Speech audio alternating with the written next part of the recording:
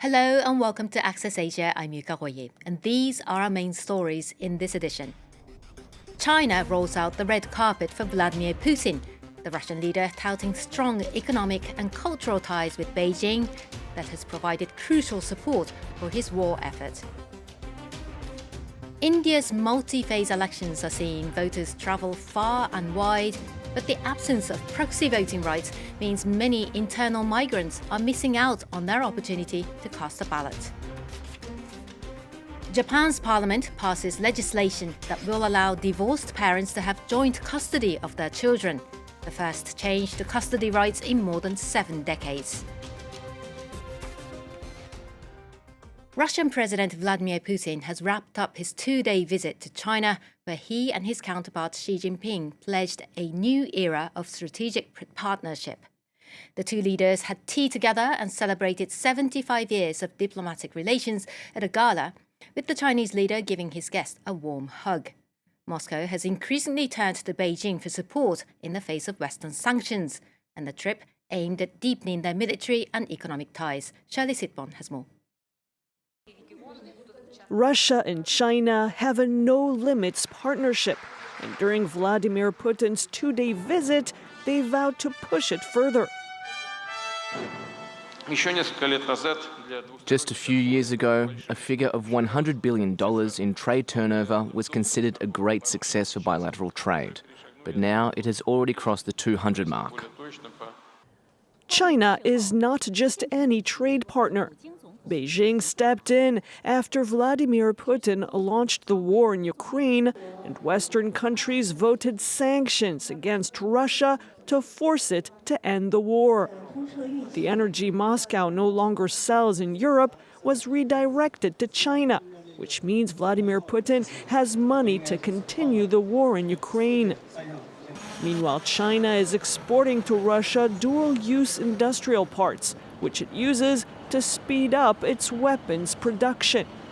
In Washington, the White House regretted China's resolve to keep and even expand this trade with Russia. We find it unacceptable that Chinese companies are helping Putin wage this war against Ukraine. We've been very clear about that. Spending many hours with President Putin on Thursday, President Xi Jinping said they have been promoting justice and world peace, criticizing the U.S. and its military alliances. Last year, Beijing submitted a plan to end the war, but in its deal, there is no mention of Russia pulling out of the Ukrainian regions it occupies. Singapore has a new prime minister for the first time in 20 years. Lawrence Wong, a US-trained economist, is the city-state's 4th leader since independence. He took over from Lee Hsien Loong, the son of modern Singapore's founding father, Lee Kuan Yew. Over the past decades, the city-state has flourished into a wealthy financial hub, but it's also known for tight government control, media censorship, and crackdown on dissent. In his inauguration speech, Wong hailed a new era, although the transition was carefully crafted by the ruling party to ensure political stability.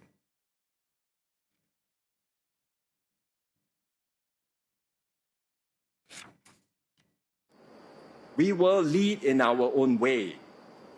We will continue to think boldly and think far.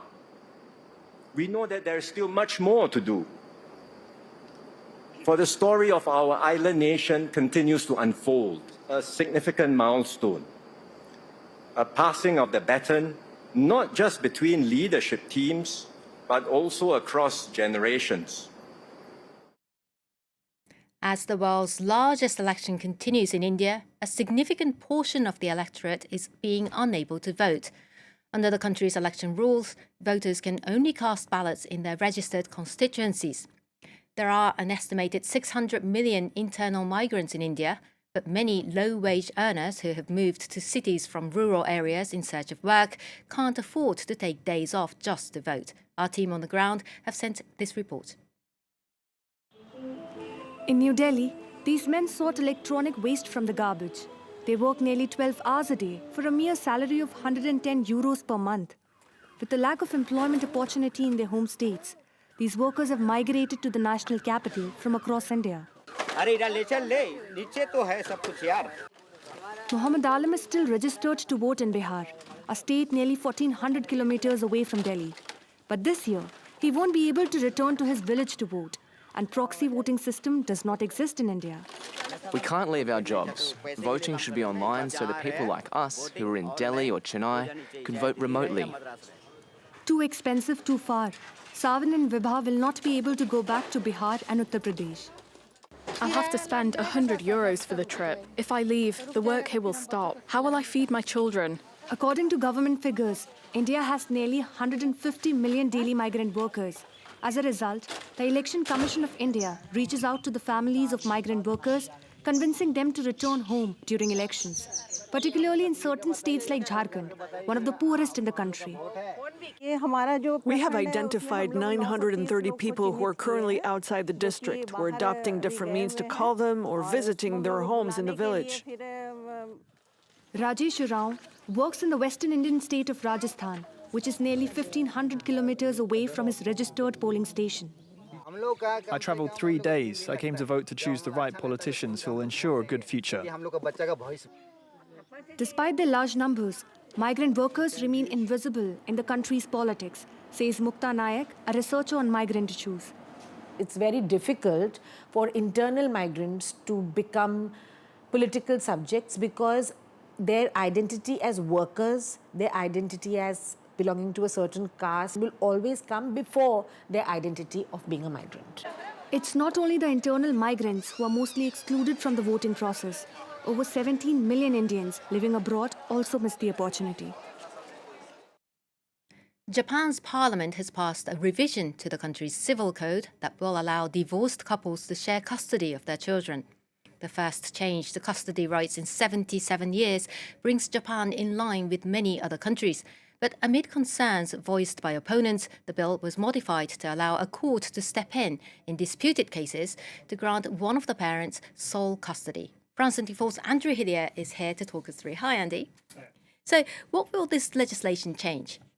Well, UK, up until now, bit of an outlier amongst the G7 nations, as the only one of them that doesn't legally recognise joint custody for children. So the current system gives sole custody to one parent. It's almost always the mother. In reality, both parents tend to mutually agree on setting up visitation arrangements. Now, the new legislation will create the concept of joint custody for children after divorce. It will come into effect in 2026, and it's a big change. You know, it's the first change to custody laws in Japan for more than 7 decades.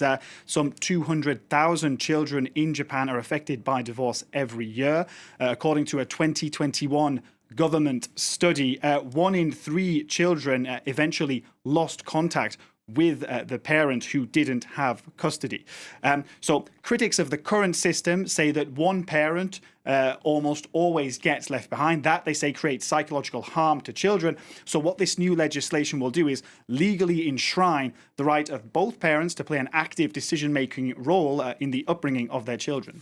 But there has been some opposition. Critics say that the new law doesn't go far enough.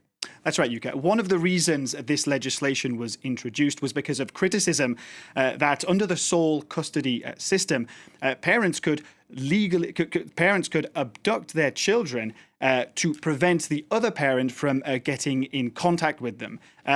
When parents of the missing child would go to the police. Now, because the law protects the parent who has custody, it meant that the police could not intervene. They would say that it was a family matter. So critics say this law, this new legislation, doesn't go far enough to address that particular issue. There are, however, Yuka, those who criticize modifying the current laws, who criticize bringing in the concept of joint custody altogether. They say that, in particular, women's rights groups say that could bring children back into the orbit of abusive parents. It could, they say, force victims of domestic violence to maintain ties with abusive ex-partners for the sake of their children. Let's get into the background a little bit. Some high-profile complaints by divorced foreign fathers have helped bring the change, didn't they? That is right. So another reason this legislation was introduced was because of criticism from countries such as Australia, countries in the EU, and even criticism from the UN Human Rights Committee. There have indeed been high-profile cases of foreign nationals who have then divorced Japanese nationals and then accused their Japanese ex-partners of abducting their children. There's the high-profile case, for example, of Vincent Fichot, which drew international attention. He's a Frenchman who staged a hunger strike outside a Tokyo stadium back in 2021 in protest at the abduction of his 2 children by his ex-wife, who is Japanese, in 2018. Now, his ex-wife in court had claimed that she was the victim of domestic violence. She later retracted that claim. Vincent Fichot has not seen his children since then. So the question is, could this new legislation change cases like his, for example? Well, in theory, it could. Its advocates say it's a step in the right direction because it will inject flexibility into Japan's family court system, giving judges the power to grant joint custody, even retrospectively. However, critics say the legislation is too weak, and they say that unless these kinds of abductions are actually criminalized, then there will always be parents who will never be able to see their children again. So there may still be some work to be done before it comes into effect, I guess, in 2 years' time. Indeed, and we'll have to see what happens, what modifications, if there are any, are brought about in Japan. Well, Andy, thank you for that. Thank you. That's all for this edition of Access Asia. Remember, you can also catch up with all our previous episodes on our website and on our YouTube channel. See you next time.